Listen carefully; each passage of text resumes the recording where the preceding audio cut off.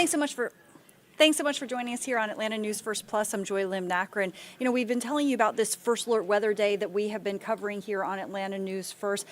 Just showing you some of the footage, some of the images that we have captured. This is actually on North Meadow Parkway, Roswell in Fulton County. But I want to show you also this video out of Gilmer County, showing a lot of damage there, severe weather causing flooding, toppled trees, those trees blocking roads. Look at that, the roof torn off of that building. A lot of power outages as well in North Georgia. Gilmer County really getting the worst of the storms. I want to get now to this report put together by my colleague Adam Murphy with a closer look. It came in so quick. William Buckner cannot believe his eyes. His family has owned this land off Old Highway 5 in LJ for nearly 80 years, and he's never seen storm damage like this. It come from all directions. It's just like it sat down on top of us right here. And it just, you can see how it messed everything up. Buckner said the storms rolled in around 5 o'clock this morning along Ellington Road in Gilmer County and left a path of destruction behind. I went back in the house. I told my wife, I said, get down. We got down, and next thing, about 20 minutes later, it was gone. His yard is littered with pieces of tin roofing, 2x4s, and power lines. Some of the debris coming from this damaged storage facility belonging to the Georgia Forestry Commission. It sounded like more of the wind whistling. It came out of this side, because it just wrapped around. It just wrapped around us. Luckily, the Buckner family escaped the wrath, but faces a long road to recovery. I went right in the house in nick of time, and it just tore everything up.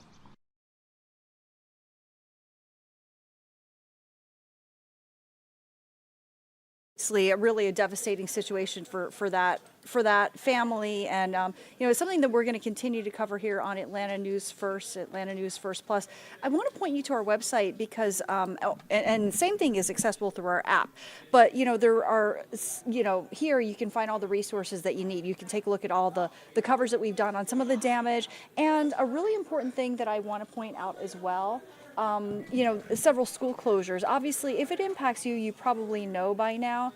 But this is very helpful, if you download our app, because next time there is severe weather, and thankfully the tornado watch is now expired, but this is going to give you the information that you need to know. You look here: Whitfield County Schools, Gilmer County Schools, Habersham County Schools, Union County Schools, White County High School. So these were all impacted with closures or delays because of the weather.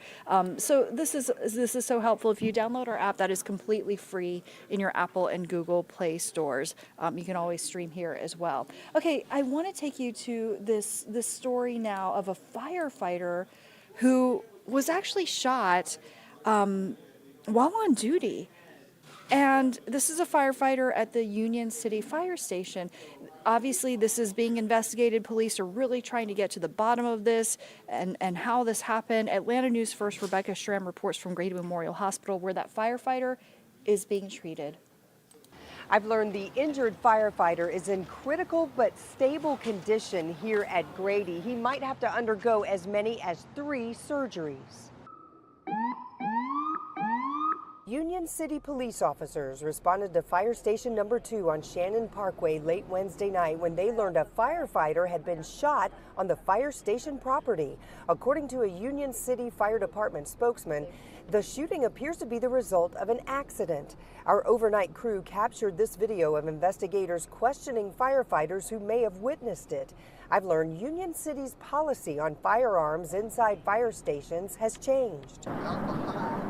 Several years ago, we reported on a rash of car break-ins at fire departments across metro Atlanta and guns being stolen from firefighters' vehicles. Since then, firefighters in Union City are allowed to bring their guns into the station to store them in their lockers, but they must be unloaded. No ammunition is allowed in the buildings. Clearly, that rule was broken last night.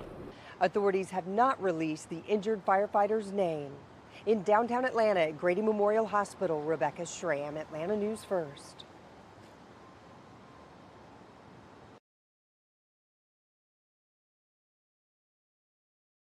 Thanks so much to Rebecca for that report. Okay, let's turn to the latest out of Emory University because students at Emory University have voted they have no confidence in the school's president. This is him.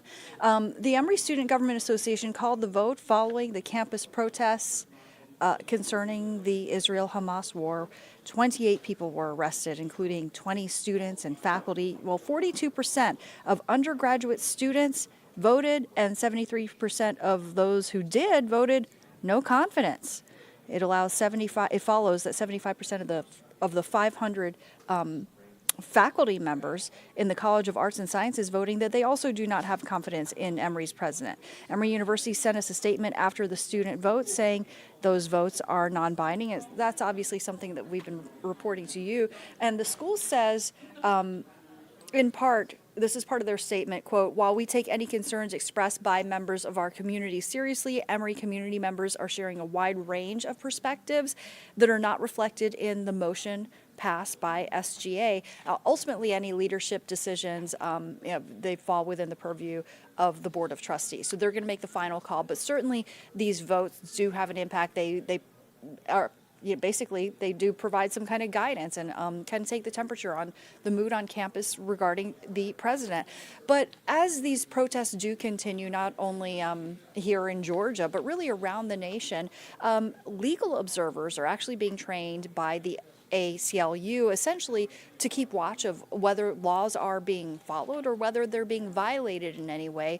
Tori Cooper sat in on one such session, actually at Ebenezer Baptist Church, where several legal observers were actually doing a training just last night.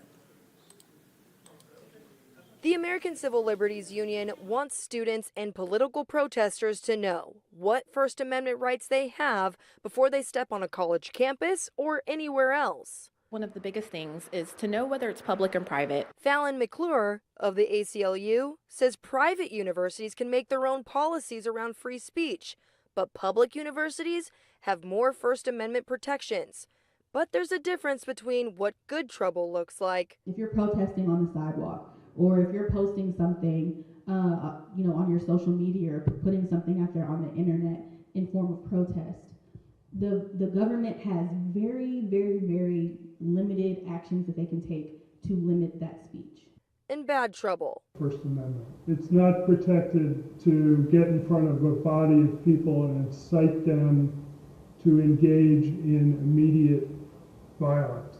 The ACLU also offered training on how to be a legal observer to help get more eyes and ears on the ground to protect protesters' free speech. That's democracy. We're going to lose it if we don't do something. Meredith Conyers has been a legal observer since 2016. Well, what we do is we have a number that we call, and then that puts us in contact with the lawyers. Taking notes and reporting on protests around them to ensure everyone's rights are protected.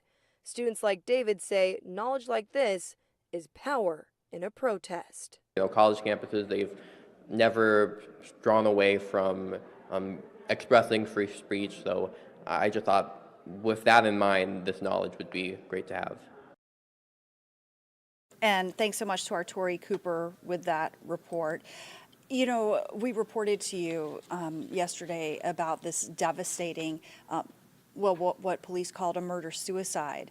And they had made the discovery at a Gwinnett County park that there were 4 people found dead, and 3 of them were children.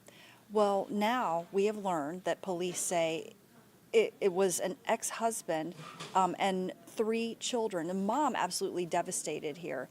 And Carly Barnett actually dug a little bit deeper. Here's her report with more on what happened. 3 bouquets of flowers outside the door, representing 3 lives tragically taken too soon. Gwinnett County Police say 13-year-old Ariani, 11-year-old Shadell, and 9-year-old Carlos Rodriguez were found shot and killed inside a car early Wednesday morning, along with a man in an apparent murder-suicide. Bad. It's not any other word to describe this. Bad. I mean, that a mother is broken in pieces. She cannot even talk. Laura Torres is with the Consulate for the Dominican Republic and is assisting the mother. She have a baby by her side. I say baby because it's 6 years old. That is the one left who do not understand. But she cannot even right now do anything for him because she don't understand what's going on. Torres says the suspected shooter is the mother's ex-husband and the former stepfather of the 3 children. He was the biological father of their 6-year-old child. She says the 6-year-old fell off his bike Tuesday and was taken to the hospital with a minor injury. Torres says his father showed up too and caused a bit of a scene, but ultimately offered to take the other 3 children out who were getting restless. That's what he said. I'm going to get them something to eat. Hours later, Gwinnett County Police discovered the scene at Lucky Shoals Park. As police investigate, And try to at least bring some conclusion to the families who may be involved. a broken family will now have to navigate how to move forward. Such a tragic story. Thank you so much to Carly Barnett for covering that. I want to transition over now to our amazing partnership with St. Jude. We're so happy to be part of this Dream Home giveaway meant to raise money for St. Jude Children's Cancer Hospital and research and the amazing work that they do. My colleague Tracy Hutchins has more. The rules of the St. Jude Dream Home giveaway pretty clear. Reserve your ticket for your chance to win a brand new dream home. This is sponsored by the Providence Group. This home valued at $675,000. There are other prizes you could win too if you get your ticket on the very first day. If you reserve your ticket on Thursday, May 16th, you have an opportunity to win additional prizes. You're eligible to win a $2,500 Target gift card. This is courtesy of Cheryl Leon of Newcastle Realty. Or how about relaxing after a long day of work in your very own ultra premium hot tub? You could win this beauty from the Michael Phelps Legend Series. It's from Master Spas and Atlanta Spa and Leisure. It is worth more than $20,000. Here's another amazing prize. How about a $10,000 gift certificate to Woodstock Furniture and Mattress Outlet? That would be nice too. Here's the very best part. You can actually win all of the amazing prizes and the dream home too. So reserve your tickets early. And remember, each sale helps St. Jude Children's Research Hospital finding cures, saving children. Yeah, absolutely. Finding cures, saving children. It's, something we're so proud to support. And I just want to show you, look, this is the floor signing, as we call it. Partners leaving messages of hope beneath the floorboards for that dream home that we've been telling you about. Very big day, of course, for our St. Jude Dream Home giveaway, because the house, which is nearly finished, has been built with donated materials and labor, again, all set to benefit St. Jude Children's Research Hospital. So what you're seeing is today the partners leaving messages of hope beneath the floorboards. And this is really an annual tradition for St. Jude. Sponsors, supporters, volunteers gathering to celebrate this partnership, writing notes of inspiration and gratitude inside the Dream Home. This year's campaign goal is to raise $2 million for St. Jude Children's Research Hospital. And, we've talked about the prizes, including the Dream Home. So considering that and considering all the good you can do, we really hope that you consider giving a little bit and maybe helping save lives potentially. Well, thank you so much for being with us here on Atlanta News First Plus. If you haven't done so yet, I really encourage you to download our free Atlanta News First app.